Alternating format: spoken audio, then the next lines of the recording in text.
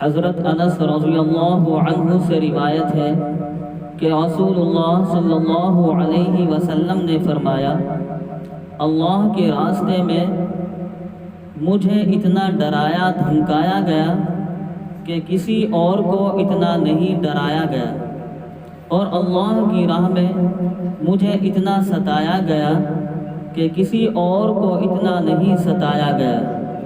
ایک دفعہ 30 رات دن مجھ پر اس حال میں گزرے کہ میرے اور بلال رضی اللہ عنہ کے لیے کھانے کی کوئی چیز ایسی نہ تھی جس کو کوئی جاندار کھا سکے، سوائے اس کے جو بلال رضی اللہ عنہ نے اپنی بغل کے اندر چھپا رکھا تھا۔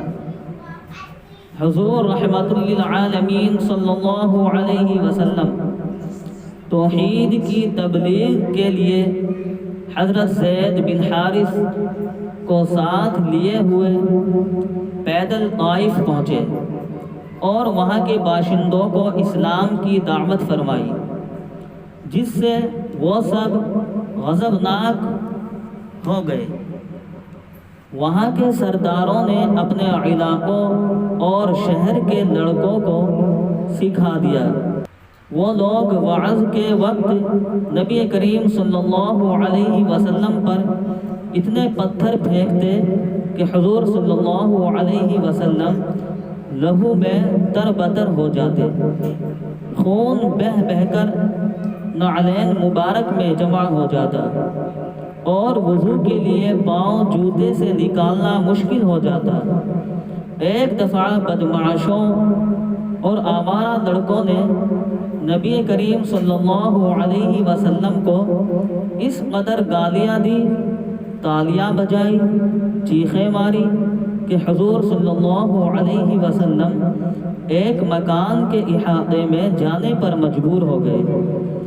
اسی مقام پر ایک دفعہ وعظ فرماتے ہوئے خدا کے محبوب رسول اللہ صلی اللہ علیہ وسلم کے اتنی چوٹیں آئی کہ آپ صلی اللہ علیہ وسلم بے ہوش ہو کر گر پڑے۔ حضرت زید رضی اللہ عنہ نے اپنی پیٹھ پر اٹھایا اور آبادی سے باہر لے گئے۔ پانی کے چھینٹے دینے سے ہوش آیا۔ اس سفر میں تکلیفوں اور ایذاؤں کے بعد اور ایک شخص تک کے مسلمان نہ ہونے کے رنج و صدمے کے وقت بھی نبی کریم صلی اللہ علیہ وسلم کا دل اللہ کی عظمت اور محبت سے لبریز تھا۔ اس وقت آپ صلی اللہ علیہ وسلم نے جو دعا مانگی اس کے الفاظ یہ ہیں: اے اللہ، میں اپنے ضعف، بے بسی اور لوگوں کی نظروں میں اپنی تحقیر اور بے سر و سامانی کی فریاد تجھ ہی سے کرتا ہوں۔ اے ارحم الراحمین، اے درماندہ ناتوانوں کے مالک، تو ہی میرا رب ہے۔ اے میرے آقا، تو مجھے کس کے سپرد کرتا ہے؟